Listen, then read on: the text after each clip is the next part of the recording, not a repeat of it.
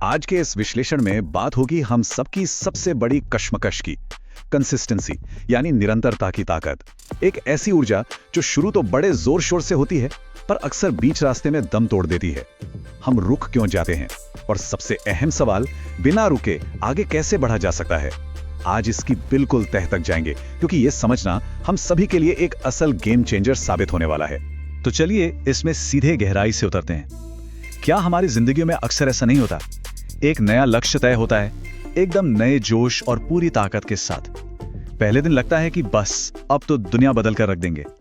Motivation इतना ज्यादा high होता है कि सारी मंजिलें बिल्कुल अपने करीब लगने लगती हैं। पर फिर वक्त के साथ होता क्या है? यह हम में से लगभग हर किसी की कहानी है।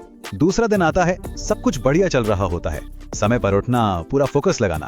5वें दिन तक थोड़ी थकान महसूस होने लगती है, थोड़ा खींचतान कर काम पूरा होता है, लेकिन 10वें दिन तक आते आते वो पहले दिन वाली आग बिल्कुल ठंडी पड़ जाती है और फिर धीरे धीरे वो कंसिस्टेंसी पूरी तरह से हवा हो जाती है।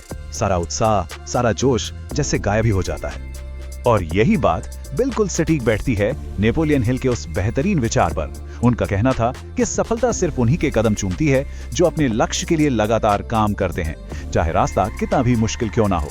ये सिर्फ कुछ शब्द नहीं है, ये इस दुनिया की एक बहुत कठोर सच्चाई है। बिना रुके काम करना ही सफलता की एकमात्र कुंजी है। तो अब यहाँ सबसे बड़ा सवाल खड़ा होता है, आखिर ये कंसिस्टेंसी टूट क्यों जाती है? जब ये मालूम है कि लगातार चलना ही जीत है, तो फिर वो लय, वो मोमेंटम अचानक बिखरता क्यों है? इस बीमारी की जड़ तक पहुंचना बहुत जरूरी है, तभी इसका कोई ठोस समाधान निकल पाएगा। इस टूटती हुई कंसिस्टेंसी के पीछे मुख्य रूप से ये 3 सबसे बड़े मुजरिम छुपे हैं। पहला है एक क्लियर गोल, यानी एक स्पष्ट लक्ष्य का ना होना। जब यही नहीं पता होता कि कोई आखिर मेहनत कर क्यों रहा है, तो दिमाग खुद ही पीछे हटने के 1000 बहाने ढूंढ लेता है। दूसरी सबसे बड़ी वजह है इंस्टेंट रिजल्ट्स की चाह। आजकल लगता है कि बस 2 दिन मेहनत की तो शरीर बन जाए, या 4 दिन काम किया तो तुरंत पैसे आ जाएं। पर असल ग्रोथ हमेशा धीमी होती है। और तीसरा सबसे खतरनाक दुश्मन, डिस्ट्रैक्शंस, मोबाइल फोन और अपना आलस, ये सब मिलकर फोकस के टुकड़े टुकड़े कर देते हैं। तो चलिए अब बढ़ते हैं समाधान की तरफ और देखते हैं कि इसे कैसे पक्का किया जा सकता है। यहाँ 3 बहुत ही मजबूत कदम है। पहला, अपना वाय, अपनी वजह को इतना मजबूत बनाना कि कोई भी रुकावट उसके सामने टिक ना सके।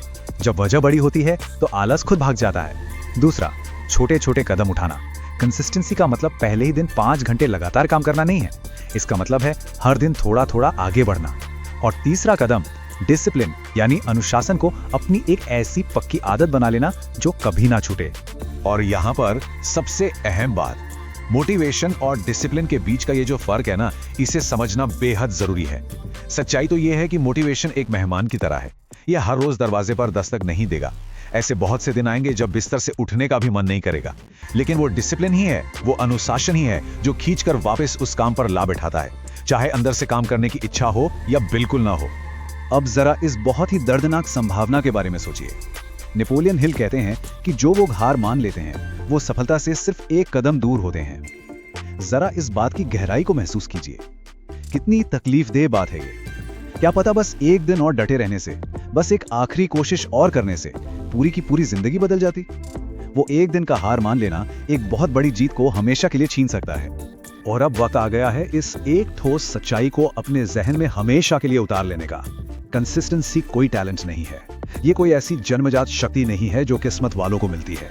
ये एक डिसीजन है, एक फैसला जो हर एक दिन लेना पड़ता है। जब सुबह आँख खुलती है ना, तब ये चुनना पड़ता है कि आज बहानों को चुना जाएगा या अपने लक्ष्य को। ये सिर्फ और सिर्फ एक चुनाव है और कुछ नहीं। तो अब इसी वक्त एक आखिरी कमिटमेंट लेने का समय आ गया है। एक ऐसी जिद जो कभी ना टूटे, चाहे मन करे या ना करे, लक्ष्य पर हर रोज काम होना ही चाहिए। अगर वाकई जमीन से उठकर आसमान छूना है तो किसी आने वाले कल का इंतजार नहीं होना चाहिए। शुरुआत आज और अभी से होनी चाहिए, क्योंकि याद रखिएगा, जीत का सेहरा सिर्फ और सिर्फ उनके सर बनता है जो किसी भी हाल में कभी भी रुकना नहीं जानते। तो अब फैसला क्या होगा? वहीं रुक जाना या आगे बढ़कर इतिहास रचना?